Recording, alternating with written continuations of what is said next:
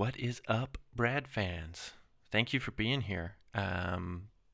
This episode, you have both Brads. Both Brads are here to ring in the new year. So happy New Year, everybody. Um, Instead of doing like predictions and this kind of thing, we sort of just did a general look back at the year and tried to put an optimistic spin on what was a challenging year for everybody. So we took the approach that, there was actually a lot of good that comes out of a challenging situation, or that can come out of a challenging situation. So we sort of talked about what might be the lessons learned moving forward, how we could turn a negative into a positive. Um, and yeah, just sort of our general thoughts about this situation this year and what we hope to see moving forward. So, thank you very much, everyone who listened last year, who started listening last year, who's been listening since the beginning. This is now, I think, the third or fourth year of the podcast. So, our sincerest thanks to you for tuning in. And we are going to be unveiling new ways to get in touch with the show if you want to get in touch with the show. So, of course, there is always Twitter and Instagram at 2brad4u. There is also the email, 2bradforyou@gmail.com. And now you can leave us a voice message. So you can do that by going to the website, 2bradforyou.wordpress.com, and there's a link there to a service called SpeakPipe, where you can leave a short message. We will get that message, and we will play the messages on the show. So like I said, you can go to the homepage, 2bradforyou.wordpress.com, and there's a link there, or you can go directly to SpeakPipe, www.speakpipe.com/2bradforyou. So plenty of ways to get in touch with us. We really want to hear from you this year. Let us know your thoughts on what we're talking about, what you would like us to talk about, anything really. We're open to it all. We'd love to hear from you. So again, at 2bradforyou on Twitter and Instagram, 2bradforyou@gmail.com, or hit us up on the website, 2bradforyou.wordpress.com, where you can find the link to our messaging service, speakpipe.com/2bradforyou. All right, folks, enjoy.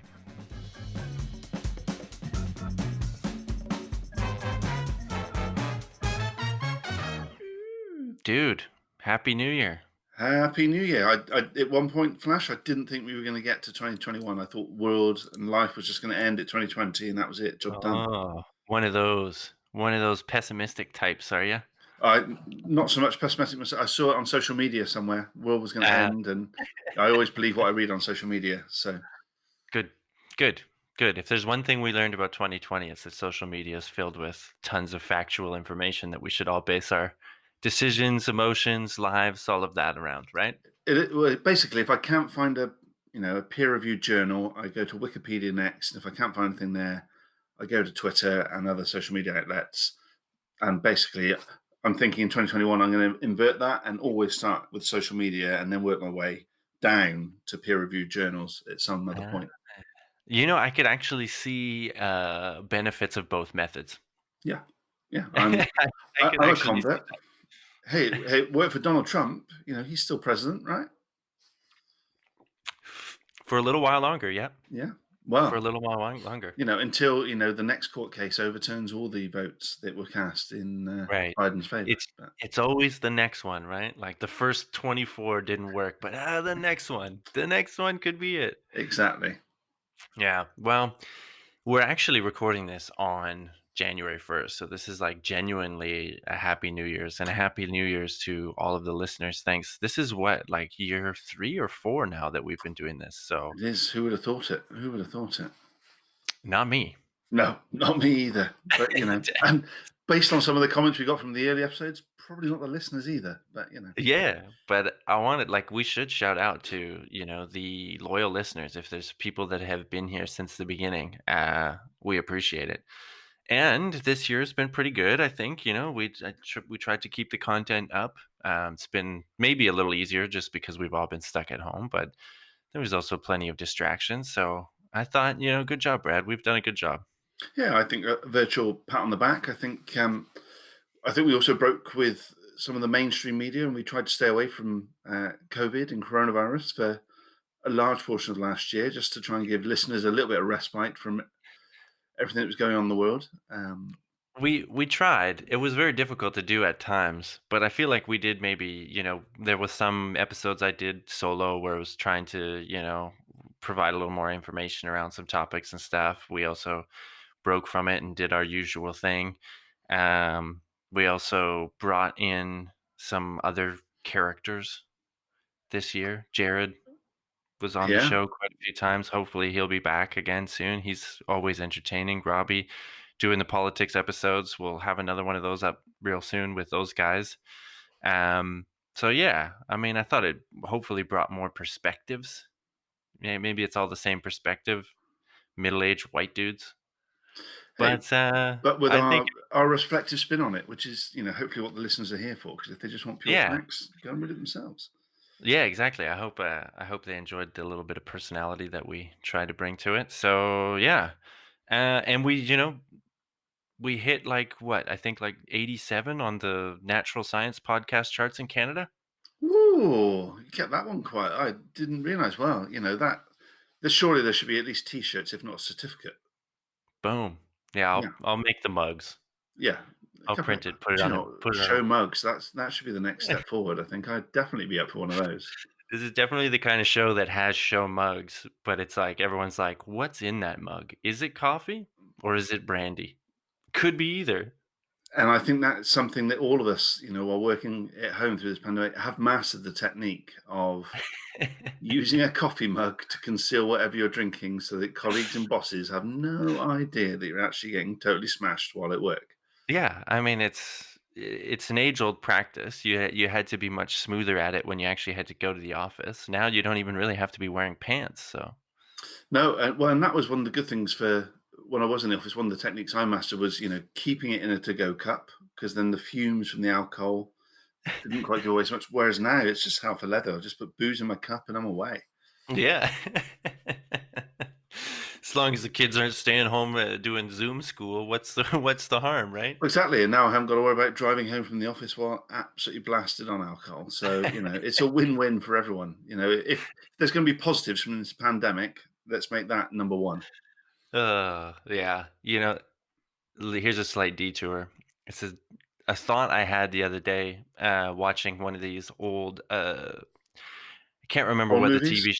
No. No, it was it was either Mad Men or something. One of these TV shows that's set in like the 50s, 60s and stuff when like day drinking was totally acceptable and stuff like that. And I was saying to my lovely wife Teresa, maybe I was born in the wrong decade because like I feel like I could have thrived in the 50s and 60s, like tall, sociable, white male who can hold his liquor. It's like success. I would have had just all of the success. Well, everything goes full circle, Flash. So don't give up hope just yet. Keep up the practice, so that when it does come full circle, you are the first out the blocks to get a running start. When the world once again wants, yeah, tall, average looking, socially literate day drinkers. Yeah, Yeah, I'll be then ready. you'll be the first to get the call.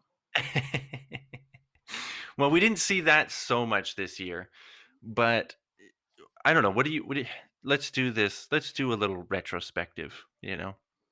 Cue the retrospective music, right? We'll bring Yeah, it up. a little bit of Coldplay in the background, maybe. Yeah, And yeah. whoa, whoa, whoa, whoa, whoa. We don't have the license for that. Oh, okay. Yeah, some nondescript band Yeah, in the something I background. stole off of YouTube, allegedly. Um, let's do it. Let's do a little retrospective because it feels like since 2016, everyone's been like, every year is like, this is the shit year. Like, goodbye. Let's get rid of it. Can you even believe it? And this one, obviously, for many, many reasons, I don't want to make light of the troubles that people have suffered this year, of course, because probably one of the most challenging years I've seen in my life, you in, know? in generations. Yeah. Yeah, right? So I get all of that sentiment of, fuck 2020, let's get rid of this, let's move on. But I think if we're going to go into the new year with a fresh look, and optimism, we should be optimistic about some of the things that happened, because they will carry forward. And I feel like, again, with the caveats that this was a really bad year for a lot of people and the loss of life was terrible. Yeah. Uh, I think if you flip the perspective, I'm an optimistic guy. I try to remain optimistic. If we flip the perspective, this is really like a year of science when you think about it. A vaccine in less than a year? That's Pretty incredible. it is, well, pretty incredible. And I was looking. Some friends were asking me this week about questions about the regulatory process in Europe, which is normally a 15-month or longer affair. And actually, the first official interaction between the Pfizer BioNTech collaboration and the regulators in Europe was the start of July.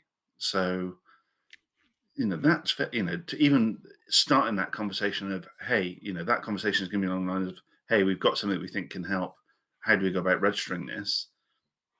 That's pretty impressive just by itself. And then the fact that I don't want to be waving the flag for the UK here, but the fact that we were the first nation to be rolling out that vaccine in the world, um, Yeah, pretty, Brexit worked, right? We were all well, wrong. Brexit well, worked. You guys Brexit, you threw Brexit off the is shackles of the EU regulation and got the vaccine.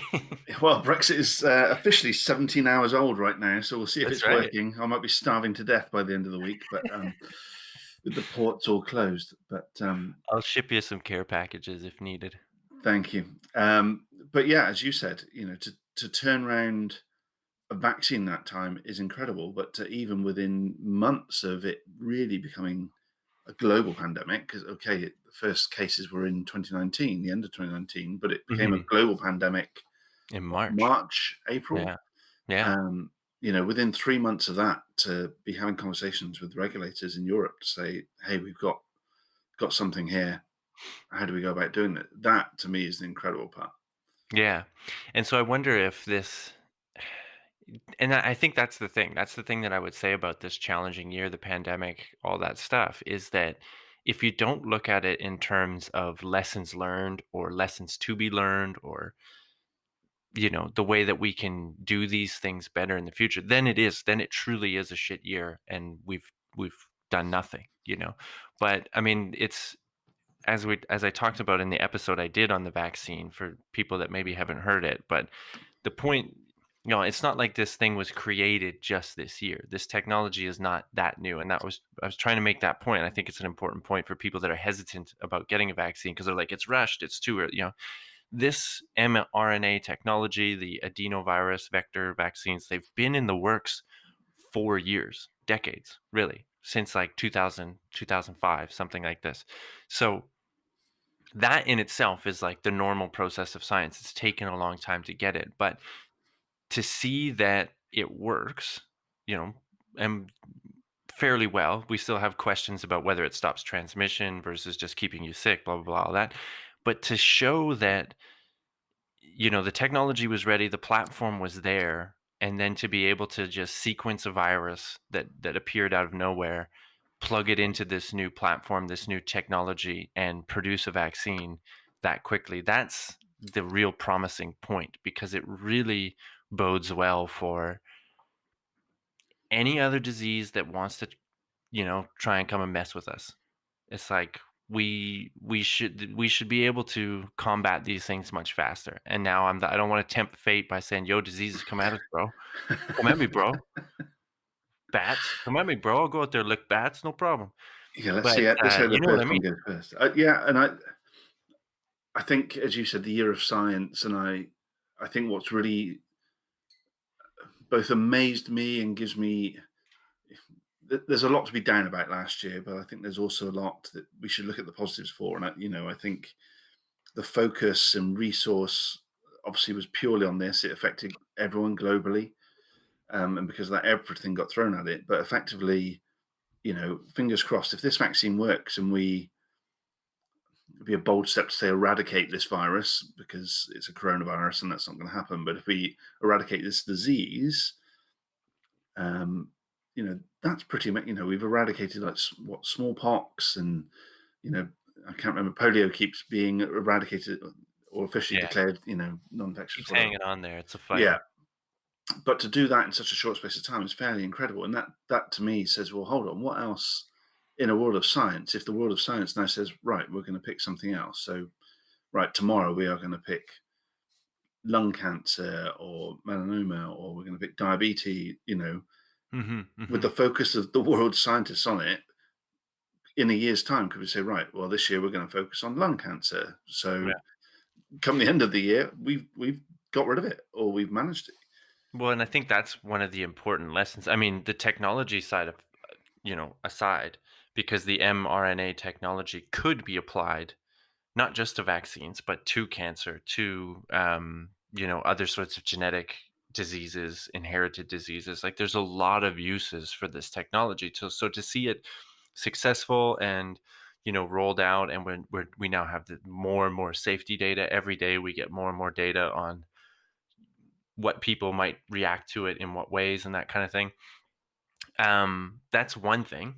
So that's great. But we kind of already had that envisioned, right? Like the scientists kind of already knew that we could use this technology for this, that, and the other, right? Um, but I think the lesson could be for, hopefully for the public, for politicians, that kind of thing is exactly what you said. Look what happens when you put your mind to it, like when the whole community gets behind something. And that should say a lot, I think, about what do we want to prioritize. It gives us a chance to Yeah. reflect and say, what do we want to prioritize? Because look what we can do if we put our minds to it. That should be the message, is that a lot of these challenges that we're facing are shitty challenges, climate change, different diseases, all of these things. But it's like, we've just proved yet again that humans with our intelligence can overcome some pretty incredible things. But with the caveat, we all got to get behind it. There has to be a lot of, unfortunately, this shit costs money, and we're seeing, companies did this vaccine where they normally wouldn't have because they knew that it wouldn't be profitable. Vaccines are not normally profitable, right? And that's one of the takeaways people have from big pharma and all this stuff. It's like they only want to cure your symptoms and they want to keep you buying the pill and that kind of stuff. And of course, there is problems with the profit model, but we saw, and I mean, I guess maybe you could say this is a small part of, give give credit to the Trump administration for flooding the money at the vaccine development process. But that's it. Like you see that like a partnership of public and private money can make something work. And I don't know. I think there's a lot of lessons to be learned on that. Well, and we've touched on this before, but I think this is a chance to press reset, or at least press pause and reflect a little bit on, well, actually, do we need to change the way that we work, and not just in science, but in all ways of doing things? Because Mhm. actually, is there now a chance to say, well, actually, we could change things, do things better? I think take something totally away from science. City planning, what we've shown is that the majority of people actually now have jobs that can be based remotely. At So, home, yeah. the big sort of commercial centers that I've been to recently are like ghost towns. There's nobody there. So actually, is it time to remodel those? And, you Yeah. know, does that then link into the advent of the electric car, and we do away with roads because we're not going to need roads there? And, we could really embrace this and say, do you know what, let's make this a whole thing for positive change. And, from little acorns, big oaks grow. Let's press reset and restart on everything. Um, Yeah. Yeah. as you said, it takes a lot of money and it takes a lot of focus. And the caveat to that is, well, actually, there's a lot of things we could be working on now, and we can't spread ourselves too thinly. So, Yeah. let's keep Yeah. some Yeah. focus, but let's take the opportunity that while it's there. Yeah. I wonder about that, about the idea of working remotely and if that changes things and the way that we develop cities and stuff. I would hope so, because I think that, well, there's kind of double-edged sword on that point in my mind in some ways, because it's like the idea, we did learn that yes, we don't need to be in these huge office buildings to be doing this work. Like we can do that. So that is potentially a waste of space and resources in terms of heating and like building these things and electrifying them and all that stuff. But the other side that we've all learned from being isolated and doing things on cameras is how shitty it is to be isolated and and just do things on camera. Now, when it comes to work, yeah, sure. I think a lot of people would benefit from not being locked into this rigid 9 to 5. I go to work, when I'm bored, like I'm seeking relief from boredom, so I'm sneaking off to the toilet pretending to shit or shitting and looking at Instagram or whatever, where it's like if you could adapt your work schedule that actually fits around you and your family, your kids. Obviously, we still need kids to go to school. They can't be doing this but as adults working, and you can build your own schedule. You're an adult. You don't need to have a manager looking over your shoulder being like, "Are you doing your work? What are you doing there? What's on your screen?" Um, that I think is a good thing. But as long as we do that and that shift is in the service of giving you more time to be with friends and family, because I think that's the other lesson that we learned this year is how important connection is. And we've already talked about this in for years now, I think, on this podcast about how that the way that we're doing society and stuff is leading to a lot of mental health problems, because we feel a lack of connection. There is a lack of community. There's a lack of purpose for a lot of people. But if they, instead of trudging into the office every day doing the job and sort of being surrounded by people but being isolated, were able to do their job but then do it around their schedule and actually find time to do these other things, maybe that's it. I mean, that's also a very overly optimistic view, and I know that people will say, not everyone's going to make that choice, to fill their spare time if they all of a sudden their time was liberated, to build community and stuff. So it has to be something that like you show, if we're going to redesign cities, we're going to redesign the way things go. I think that should be the one of the focuses. Let's redesign it with a way that we offer people more connection, more community. Yeah, well, and there's a few things as you were talking. I was like, hurriedly jotting down notes there that were coming to me. So I think the piece.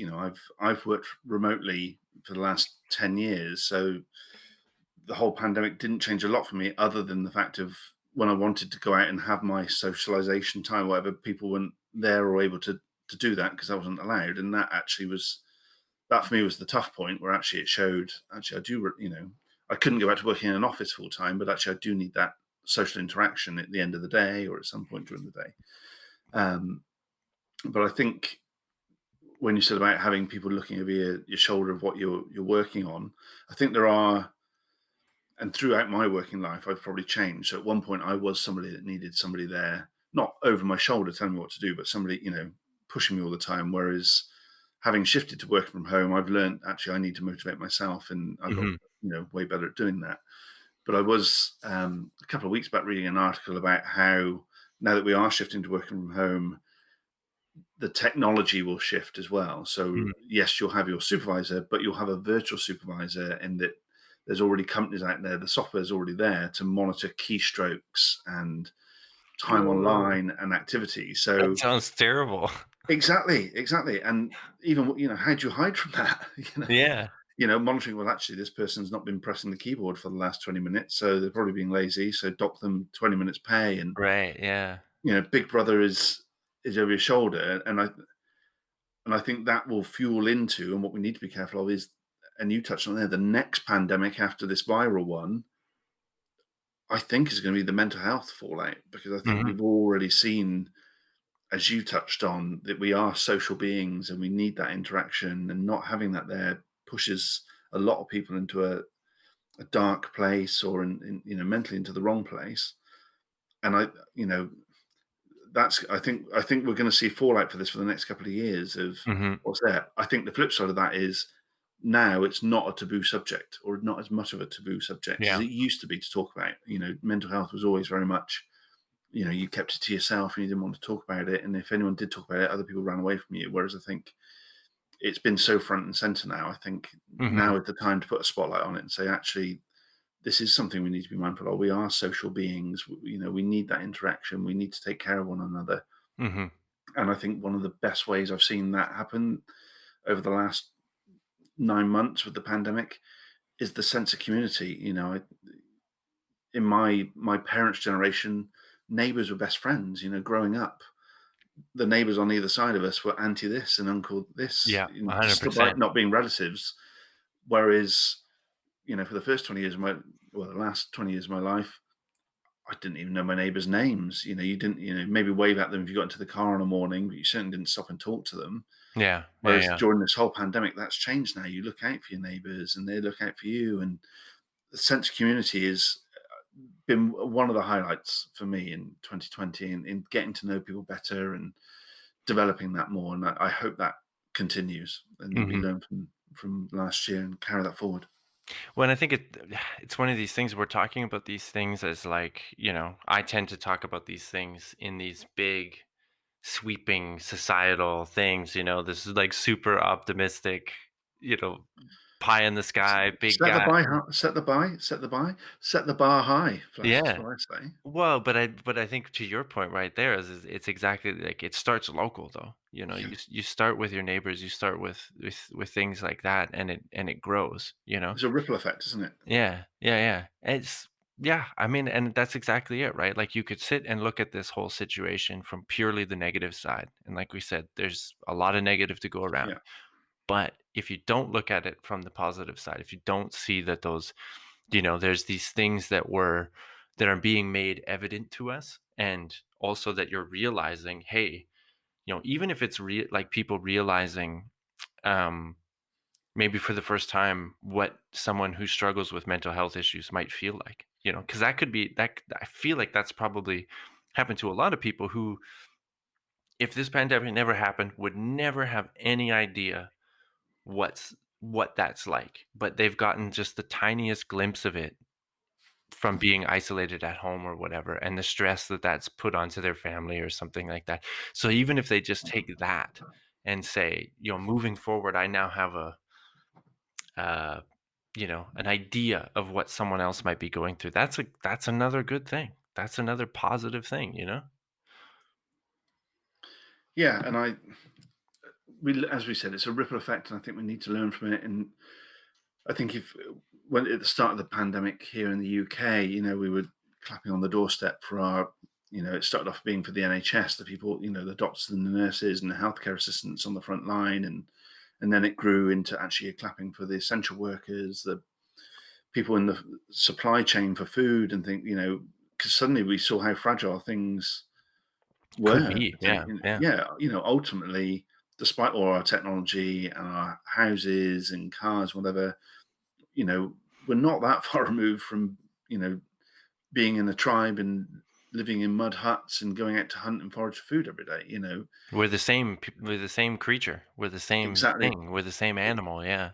exactly that, and, I think the big thing from that is, look at if I look after my neighbor, he's in a better place to look after me, and he might then go, "Well, I'll pay that forward, and I'll look after somebody else," and then you get that ripple effect that just makes the world a nicer place, and I think, like, now when you're out and about, there's always gonna be exceptions to the rule, aren't they? There are some inconsiderate bastards out there, and there always will be, but on the whole, I think people do seem just a little bit there's still a long way to go, but people do almost seem a little bit nicer. Mhm. Mhm.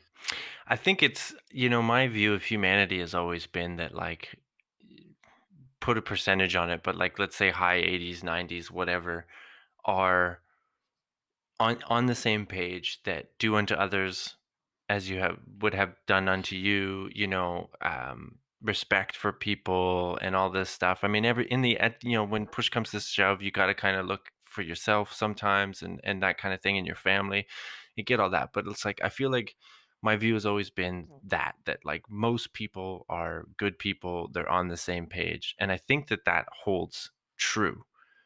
Um, and that this pandemic maybe just reinforce that for some people, or may help them realize that, because and I think this is important, and let's jump to this too, because you we tend to focus only on the negative and only on the shitheads, and there's been a lot of shitheads, a lot of people screaming at grocery store workers, and bus drivers and all this. And I think that's this to go to the positive point, jump back to the positive point real quick.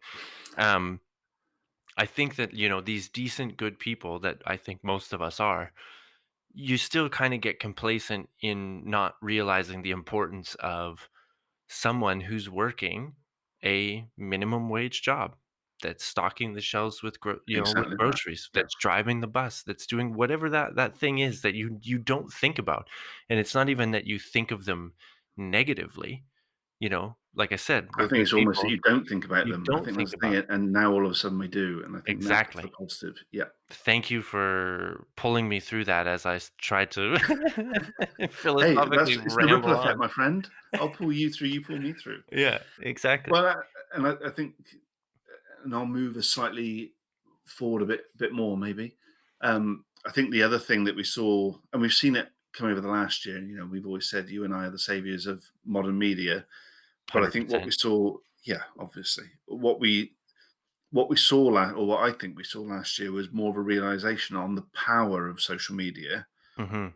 Um, and it's been, over the last few years, we've seen elections won and lost, and other things, dictated to by social media. But I think we as a population have started to realize actually there's a lot of power in this, and we need to.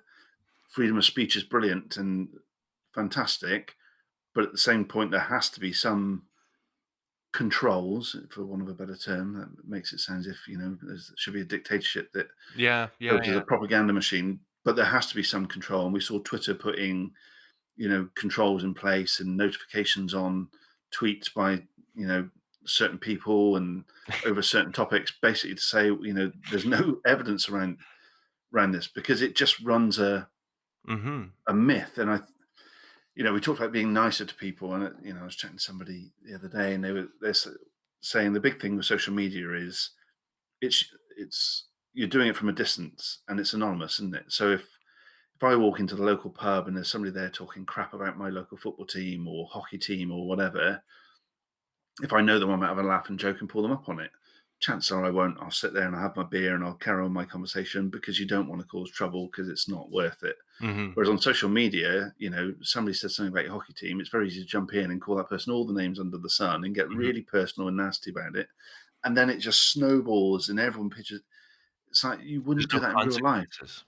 Exactly. There's no consequence, but Yeah. you wouldn't do that in real life. So why should I hide behind my phone and my tablet and my computer and Mhm. Mhm. and be an asshole? It doesn't compute. But I think to me, towards the end of last year, we started to gather that a little bit more as a race and as a species. So Mhm. if I want things to carry on, things looking forward for this year, let's keep that going, people. Let's be nicer online as well as in real life. Mhm. Well, I think that there's just like there was a couple things, that Netflix documentary, Social Dilemma. Like, there's been more of a conversation around, what are we doing with this online social media thing, and how is it affecting us? And I think that's an important thing to keep moving forward because that was, if I had to look at I'm trying to be optimistic and everything about the year. That was the most, I think, troubling thing to me. Diseases, that's a biological thing. That's something that we know that happens, and this rise of conspiracy theories and the distrust in truth and science and stuff.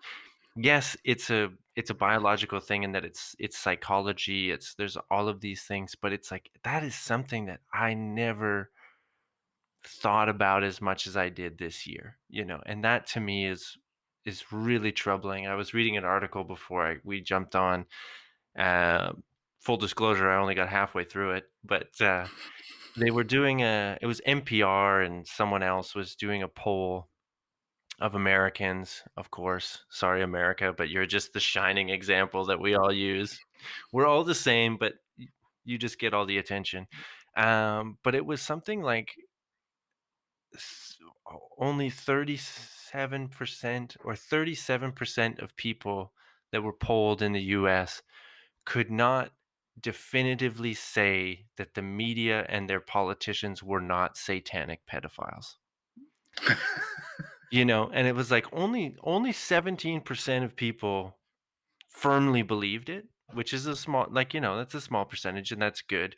But there was 37% of Americans polled that said, that heard the statement, is the media and politicians controlled by a cabal of satanic pedophiles? And they went, hmm, it might be. And that's weird. That's weird. And I get the there's a lot to be upset about politics and media. There's a lot to be upset there. But when you go down that path, you're not focusing on the real problem, you know? You're inventing another boogeyman that just, distracts you from the real issues and stuff like that. And that's one thing. But then the other thing is, like, this has real world consequences, as we saw in terms of public health. And that's a fascinating dynamic of human people, of human societies, that, to me, again, like, I don't want to sound morbid or whatever, because obviously it's very dangerous and there's bad consequences. But this has been a really interesting exercise to watch, in terms of how people have responded to certain public health information and the situation, and how it's been communicated. And I had the great conversation on one of the episodes earlier in the fall of 2020 with Sarah Bell, the anthropologist who was working Yeah. in the Ebola in Sierra Leone in the Ebola outbreak. And that was really interesting just to see.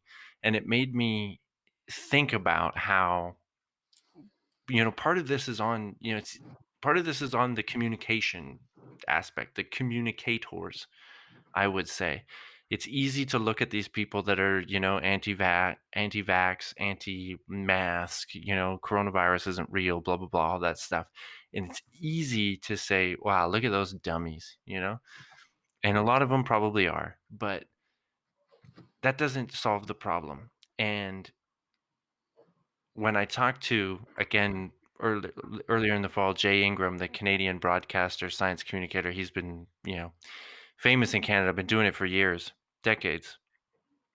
We both kind of thought that, there's this middle ground of people, because the social media like amplifies the polls of both sides of any position. So there Yeah. is a middle ground of people that we need to speak to, and they need to be spoken to, I think, in a way that's accessible, obviously, which is what we try to do on here, because, we are those middle people.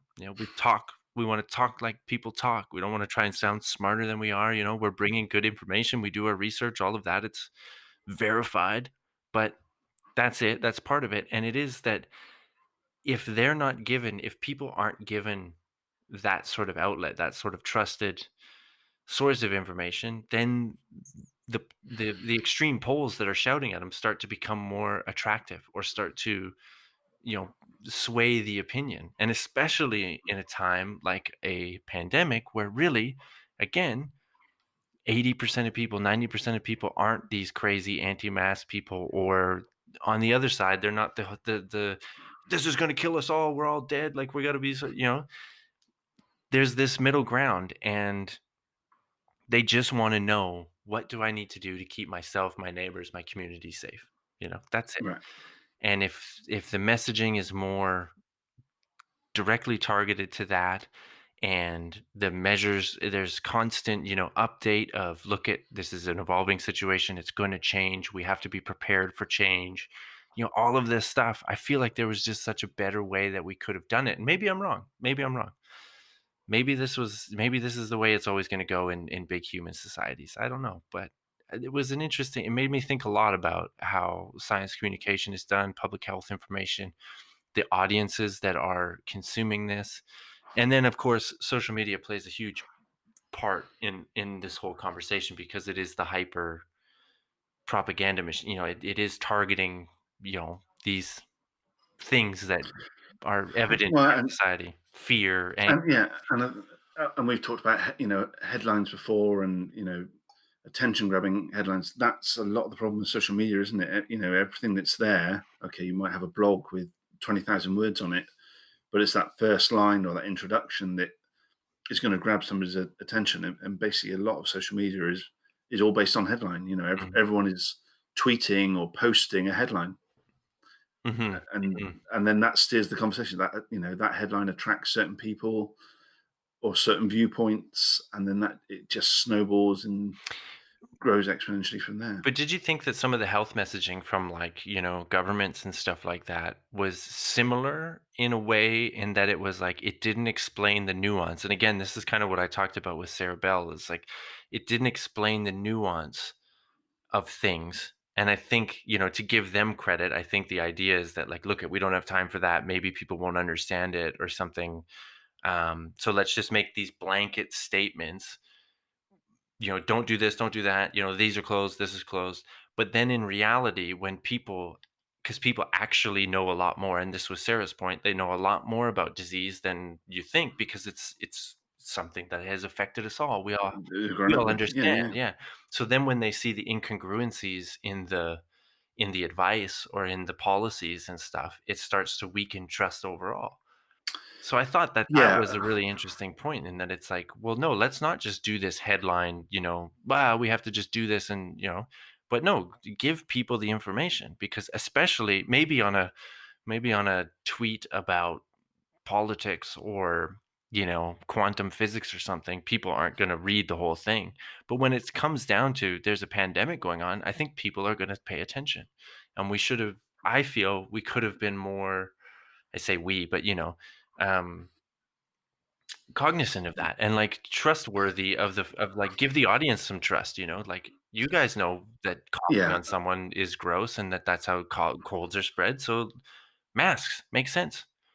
yeah, Don't buy the ones that the nurses need, but throw a bandana on your face or whatever, rather than this message at the beginning that was like, oh no, you don't need masks, and then they come out and say, well, we did that because we didn't want people to.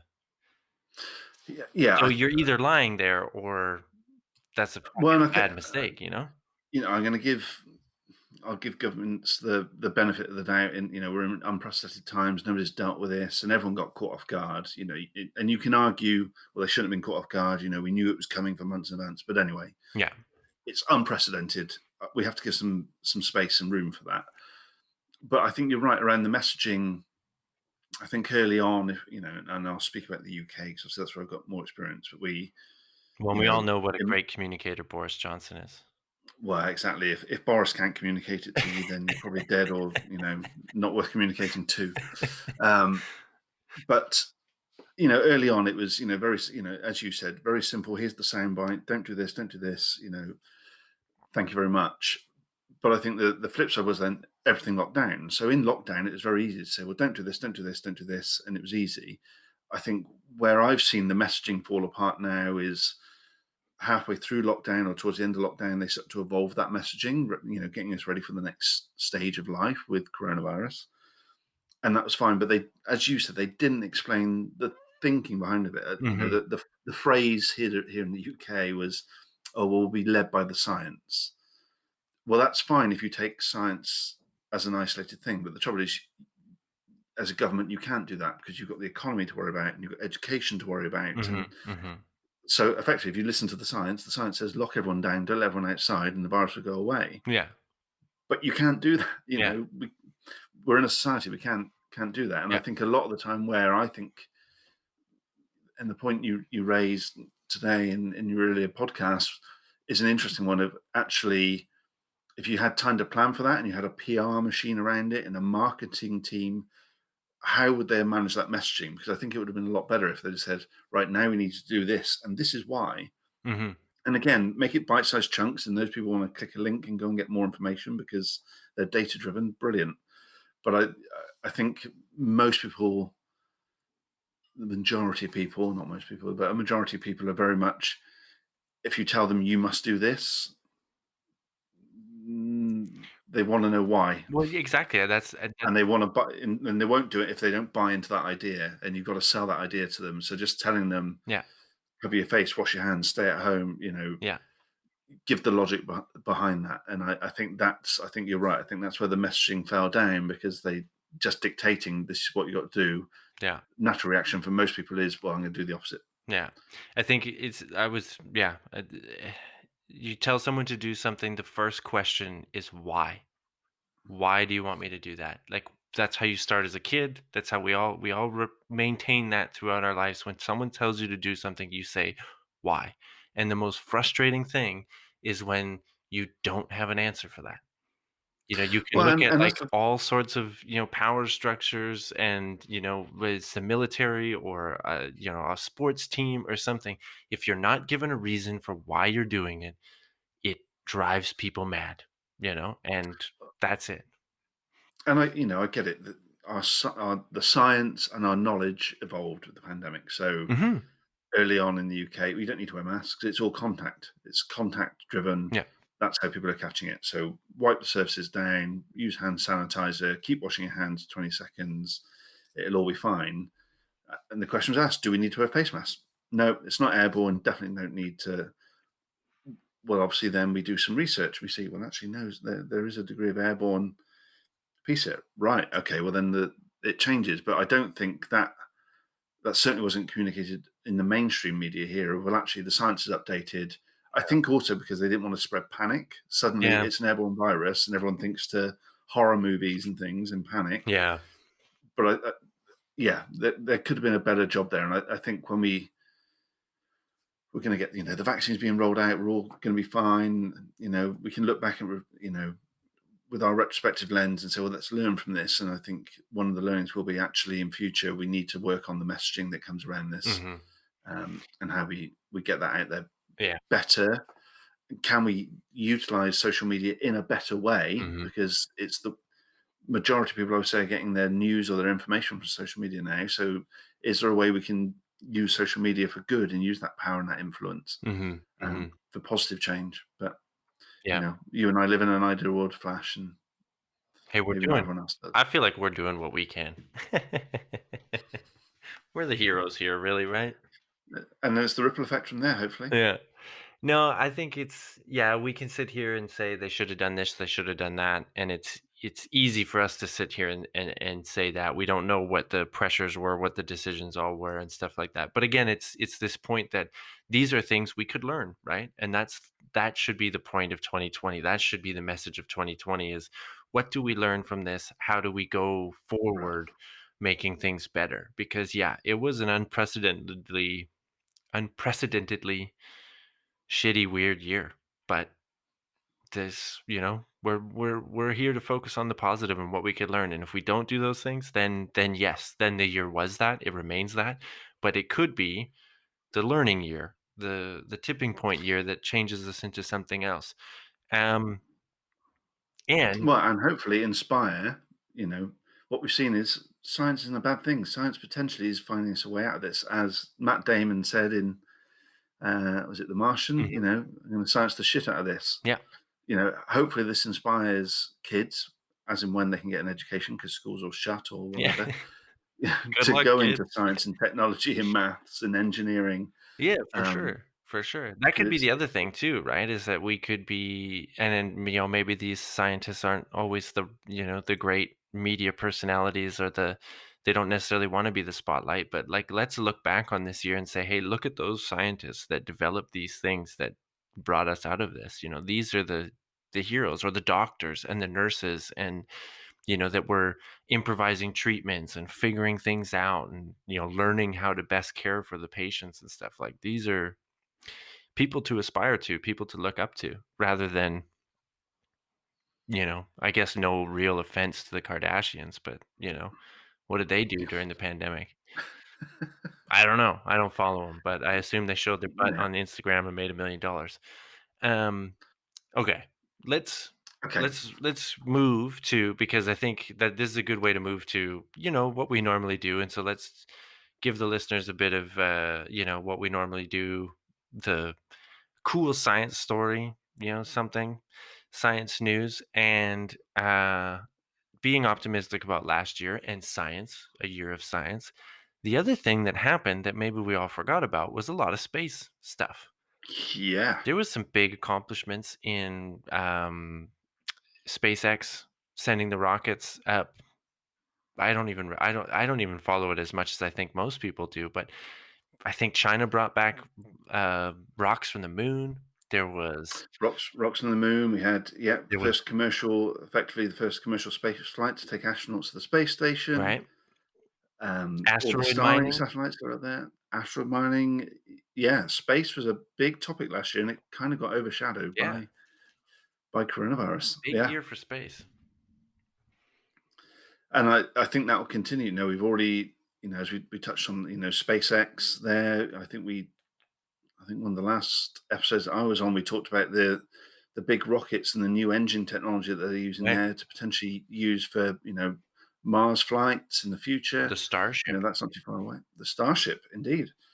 Um, so yeah, interesting. And one of the things that I picked up on the news the last couple of days, um, we all want to be green and more environmentally friendly to look after this planet.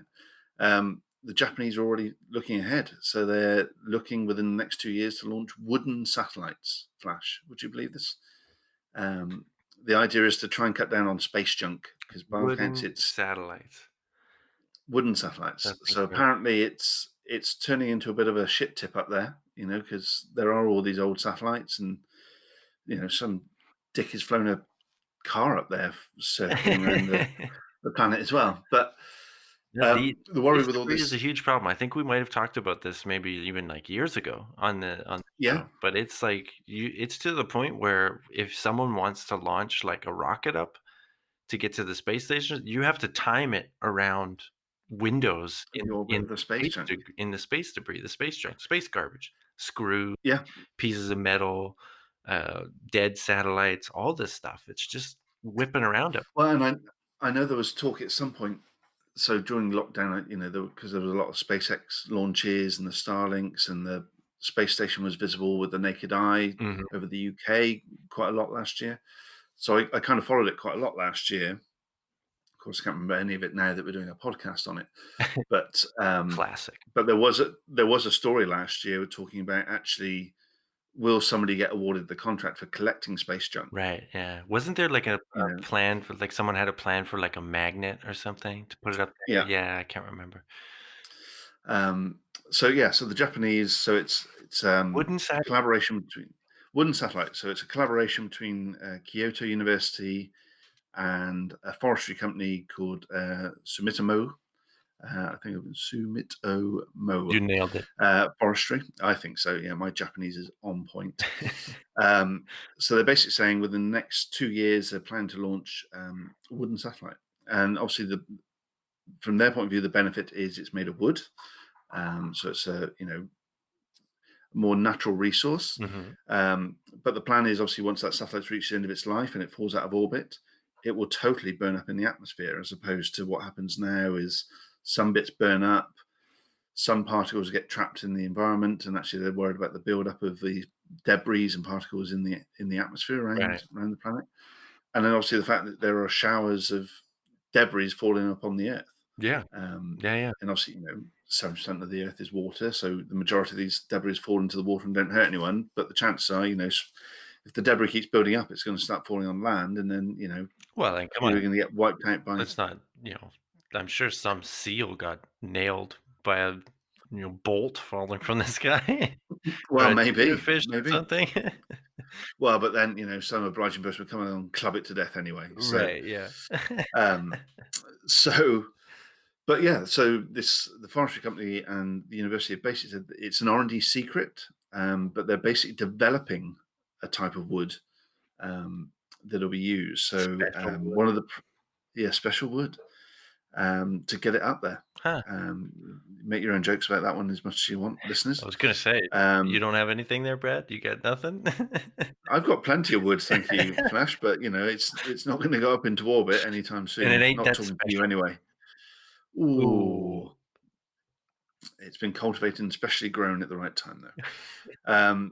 But the professor that's leading this, Professor Doi, he actually was up on the International Space Station in 2008. He's an Hmm. astronaut.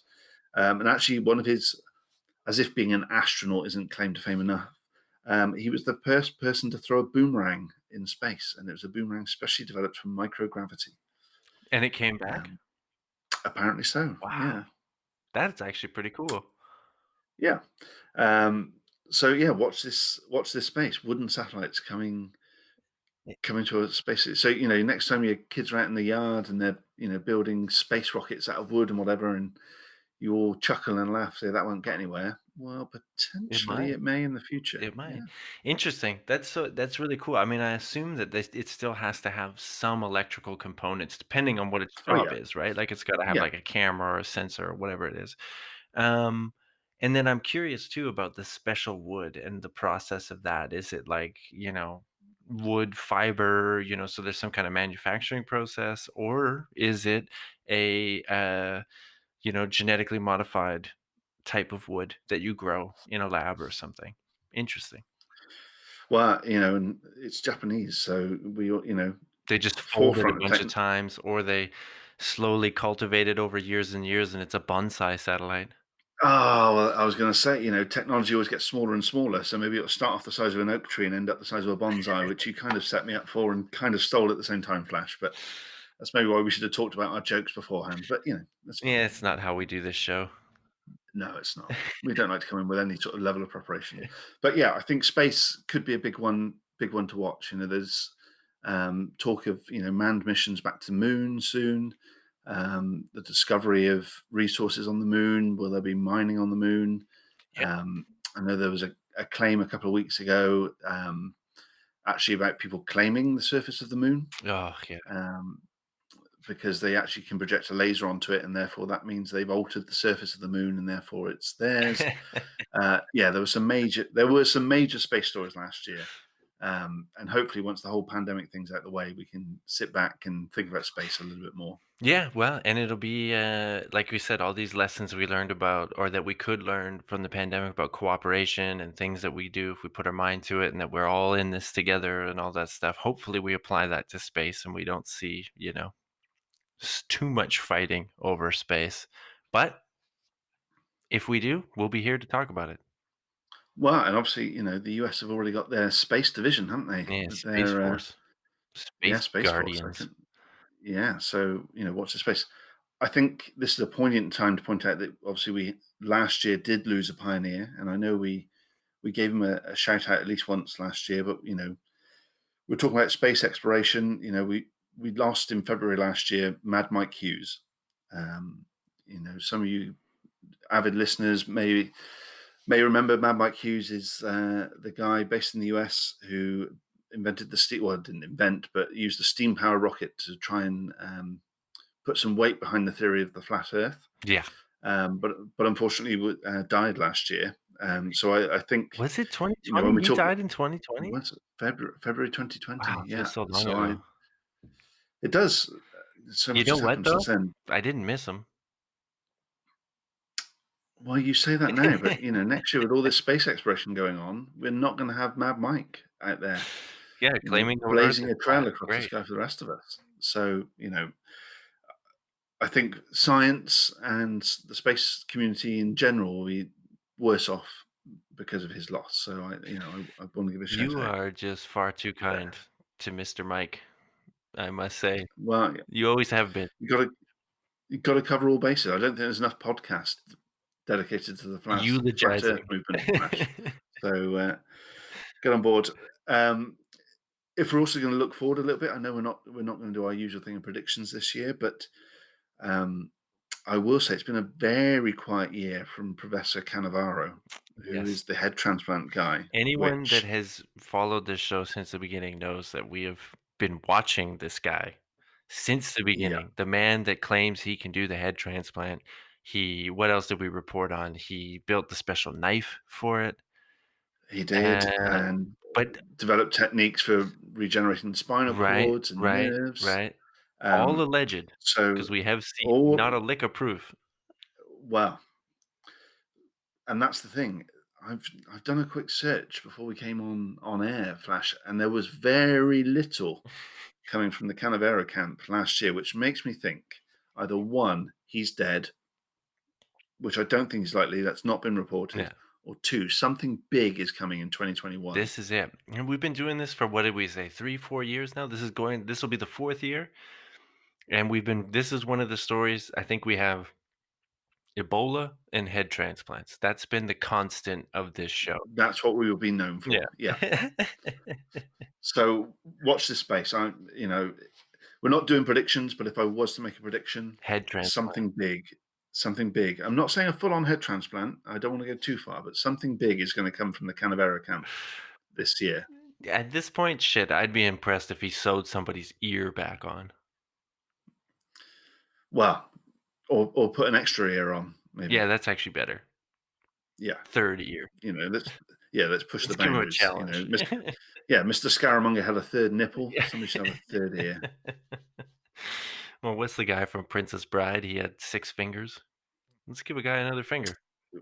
Well, that's just a guy from, the Deep South, isn't it? Sorry, Sorry, America. any Deep South listeners. I had to find somewhere that, easy pickings. I could have said somewhere in the UK, but there's just not enough of us here to be able to pick up on. So my Yeah, it's apologies. true. Maybe that can be a resolution for 2021 is that we give America a bit more of a break, but I don't know if they've earned it. Well, let's see. Was it 19 days, 20 days to a new administration? So we'll see if that's a turning point. Who knows? Maybe Biden will be better. Maybe it'll be worse. I didn't vote in the US elections. I don't have a vote in the US elections, so I Oh, don't have any here, political allegiances either way. So, wink, wink. or I did I I voted vote? 3 times. Or did I vote? Yeah. You know what's going to happen now, Flash? Our listenership's going to go up because we're going to be cited in a court Yeah. case now by the Trump administration. I'll sign the affidavit Well, this for life. Canadian, this British guy said they voted. Yeah. So, Yeah, if it gets the podcast more listens, I'll sign the affidavit. hey, and then we get our legal team all over it, and we'll be That's fine. right. They are a crack team of legal beagles. Well, Let they me gotta tell be you, better than listening the to ones that are doing from the this. doing the fraud investigation. What you mean? You mean the ones that were making up references? Yeah. You see that? That was Farting brilliant. on Yeah, camera. I mean, let's one judge coming back saying there is no such reference to this case. You have basically made up a reference. That is just incredible. Say anything with confidence, and people will believe you. Hey, that should be the tagline of the show. Hey, it's got me where I am in life. So Right on, man. Well, here's to the new year. Let's raise our glasses. Everybody, cheers. Thank you all for listening for the past year. We hope you stick with us for 2021. It's been a lot of fun. We really enjoyed doing this, and we're going to keep doing it. So, yeah, it's going to be a big year, both personally for you, Flash, potentially a new listener coming into the world sometime soon, hopefully, which will double the listenership, which will be fantastic. So I can only echo what you said. Listeners, if we've learned anything from this, be nice. Let's use social media for a force of good, and to that end, you can use social media to contact us. So you can hit the show at 2Brad4U. You can hit me personally at Bradley W. Hayes on Twitter, and the show is also on Instagram at 2Brad4U. Flash, if they want to touch you up, hit you up, get in contact. At bvampiredon. And the show has an email. 2Brad4U at gmail.com. You can email the show. Wow. Even I'm learning stuff on a daily basis right. at this point. Is that where all the money and the checks get sent into, Flash? Because I've still not seen my royalties. That's a account in That's Barbados, offshore. Cyprus, Okay. or somewhere. Yeah. Well, I'm sure my cut of cash will come in sometime soon. Yeah, So keep waiting. Yep, I am. I'll invite you to the villa down in Cyprus one day. I look forward to it when we're all allowed to travel. That's right. That's probably why you've not invited me before, Flash, just because the pandemic has curbed international space travel, air travel. And this villa may or may not exist. Who knows? Well, probably got some sort of cloaking technology. But, All right, man. It's been a sight. Until next time. Take care. And you, sir, and you listeners. Bye for now.